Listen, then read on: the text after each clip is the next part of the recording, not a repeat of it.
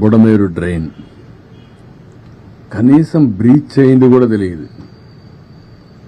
బుడమేరుకు గేట్లు ఉన్నాయని మాట్లాడతారు. వీళ్ళు ఎట్లా సీఎంలు అయ్యారో నాకైతే అర్థం కాదు.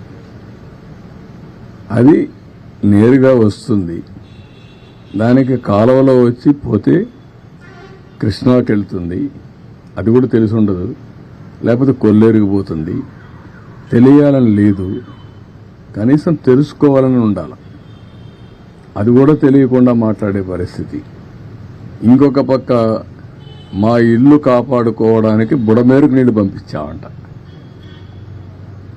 ఏం మాట్లాడతారండి? ఎంత అజ్ఞానం, లేకుంటే విచ్చలవిడితనం.